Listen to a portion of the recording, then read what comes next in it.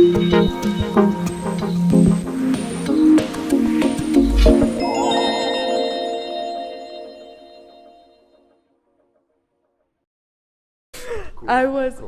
Do you think, okay, I'm going to try and rephrase it. Do you think it would be helpful for the topic of performance anxiety, for that there would be porn also representing other ways to have sex?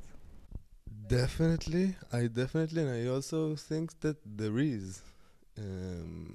I do think that there is porn that is not always about penetration. It really depends where you're looking for stuff. I believe that if you will go on the known sites that I shall not name, um, then probably this is what you're going to see, you know. If you want to get more educated and to see more things that maybe are more on the natural side or more on the intimate side, maybe you should really look for it in the right places.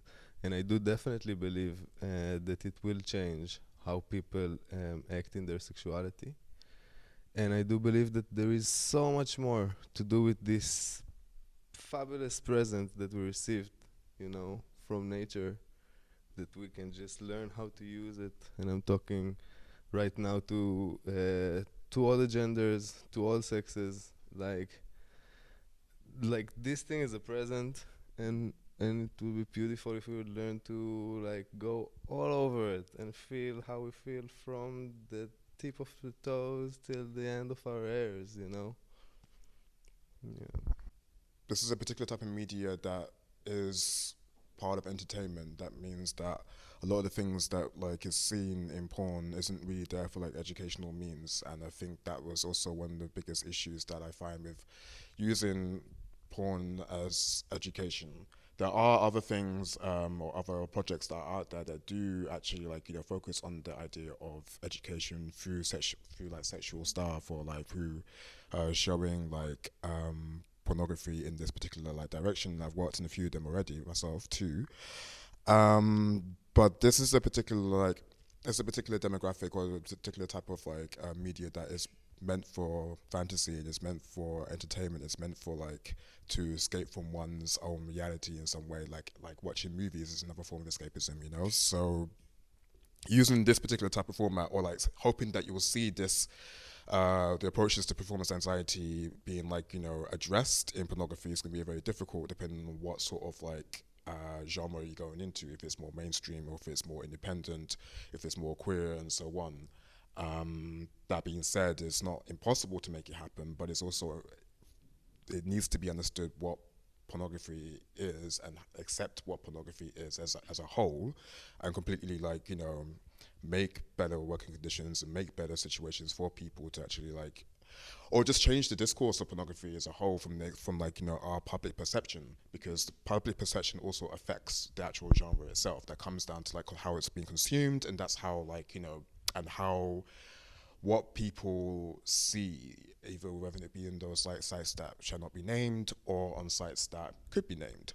And I think in order for that to kind of start, we also then need to change like, you know, our own perceptions about sex and sexuality as a result. So it kind of like goes into the situation of like a cycle thing, like a catch-22 thing. Yes, it can happen, but our own public perceptions need to completely change, and our own relationship to sex and sexuality need to completely change, and then also our own ideas about guilt and shame and things that have been like, you know, linked to a lot of things from the past, whether it be religion, whether it be like patriarchal structures, whether it be like the actual impositions that have been put on people, especially like penis others or queer people or like cis people, all these different things. Everybody has been put within a particular like categorization of how one should be and what's expected of one person, and that also needs to change as well. That also comes into the bedroom, that also comes into like how one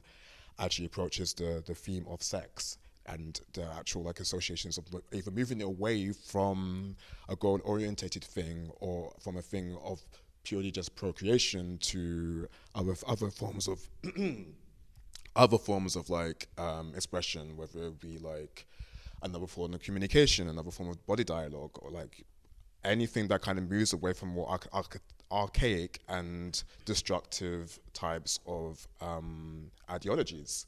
So it the medium can evolve and it can change, but the publicum and those who consume this type of work, as well as those who demonize this type of work, need to really re-evaluate how they approach sex in their own lives. And and I feel, even from like the view of a performer, even I see the way that I'm having intercourse during a performance with different eyes than when I'm having intercourse in my private life. So if I understand that there's already a difference, because in one I'm just really just being me, and in this one I am performing, I am for the sake of entertainment. Yeah, and I feel that this is something that the audience need to know. If you're pro or con, this is something you need to know. Doesn't mean that it is something bad. It's different. It's bombs explode different in movies than they do in real life. So is intercourse. As soon as there's a camera, Noir said something really nice before, when about when he's when he's intimate and he wants to feel from the tip of his toes to, from his toes to his hair, and it is true. But as soon as there's the camera and the crew, and you lose a little bit of that, because you can't be like, oh, I'm just, because otherwise you're there 5 hours later and you're still going, and the crew's like, we're out of tape, you're out of cards, and you're like, well, now I'm hitting my stride. And so it's different for the performer, and it's important that the consumer knows that even for the performer, it's a totally different way of intercourse than in their private life, which just means it's beautiful, because it's just, we get to have this space where we can get to outlive this sexuality, where we also get to push our boundaries sometimes if you want, and where the consumer that maybe has an idea or a thought sees that and feels a little bit of representation, and that's the beauty of it, right? And that's what I wanted to say.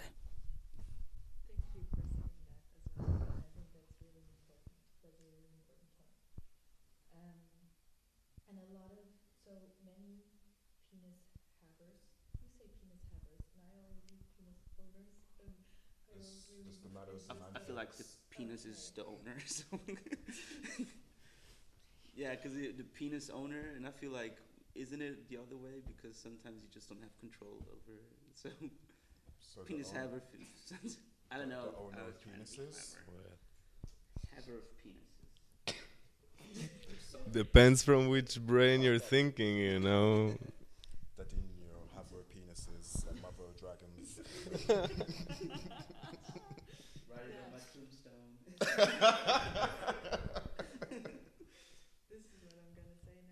The havers of penises can often develop a lot of anxiety about satisfying their partners as well. And do you have any, what does satisfying your partner look like, or what can it look like? Maybe also to give people an example what it can be, other than just making them come through penetration. making them coffee in the morning, treating them nicely, being respectful, asking a lot of questions, asking what they like, asking them, would you like to come? Like after I exploded on you, would you like to come? Or and I feel like this is a big issue that we have in relationships, that we don't really talk about really what will give us pleasure, what will be really the thing that will give us pleasure. It's just reminding me now that right now I am like starting to shoot some kind of my own project, and it's like bossy massage, and it's a technique from bodywork, and the point of this exercise is to make you speak.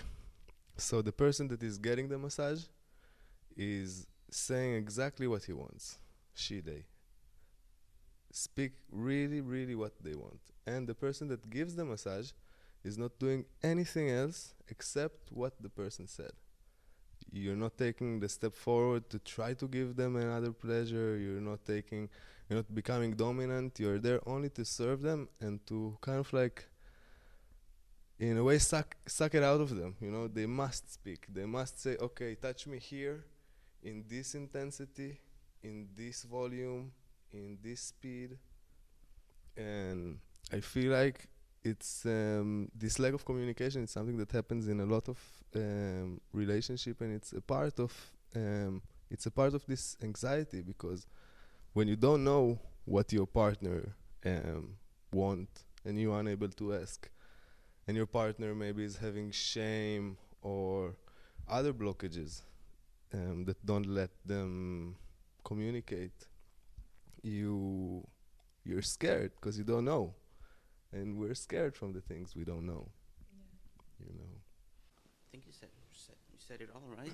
It's I think it's communication is important, and communication not only the what is said, but it's also body language. Little stirs. Oh, was that wrong? Was that good? Or just like making sure. And I guess one thing that I had to learn from myself is to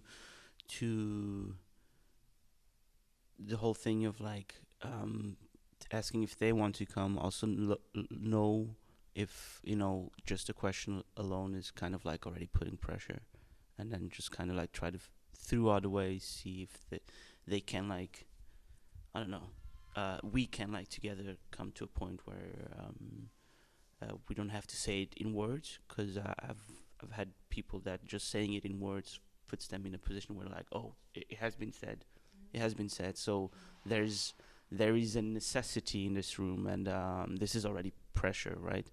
So yeah, so really try to understand who you're with and how they work, and that's all you can do. And also how you work with them, because I work differently with different people, so yeah, this is also important. I think it's also okay to say, and I think people should know it if someone don't, that it's okay also not to come. And I speak from my perspective.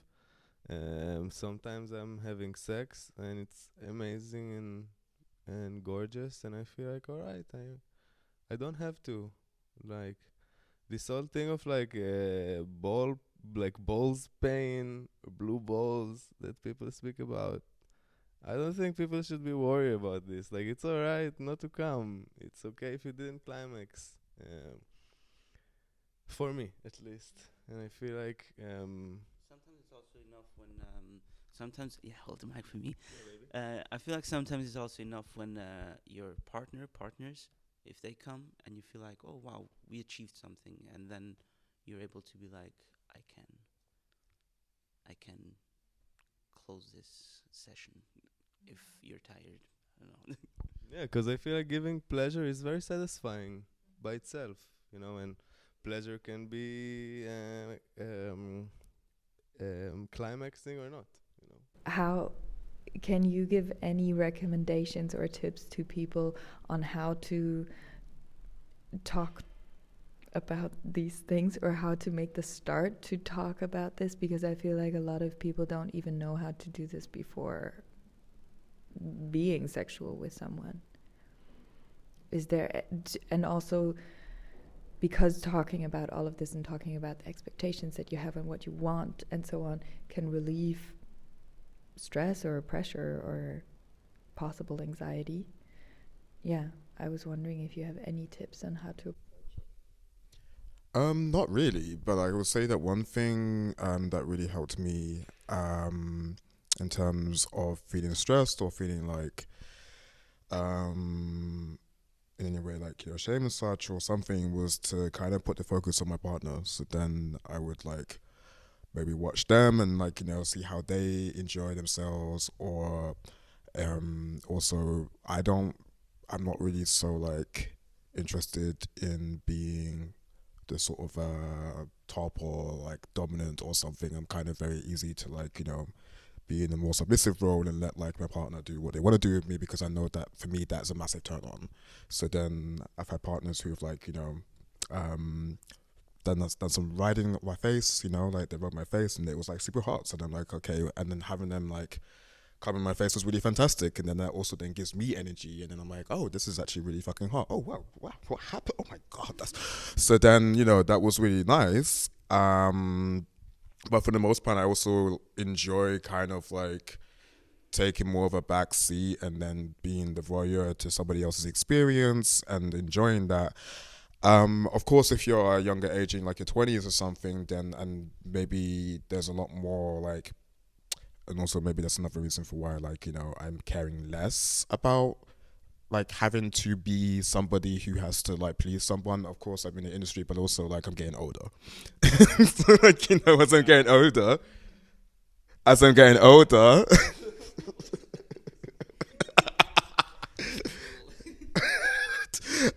older, I'm caring less basically. So then, for me, like both of these two have said already, it's just about the actual moment in itself. Like Dadinho mentioned a really nice thing of actually like it's a collective effort. It's not just like two people just like solely like in two different orbits, and then they kind of come together for a brief moment, and then like it's just like you're still kind of two people. It's a collective effort, like watching somebody like achieve orgasm, watching somebody being like happy and pleasured in a certain way without having to, because again some people can't come, and that is like also what like Nia said as well. So it's also like for one point just being able to understand and realize that this was again never really the goal. I think maybe there needs to be new scriptures or something where we say like orgasm was never ever meant to be the goal. It's a great little like side product, or like it's also a nice little like cookie to have, but it was like the connection that they had along the way. So like it was the friends we made along the way that really made my sexual encounter.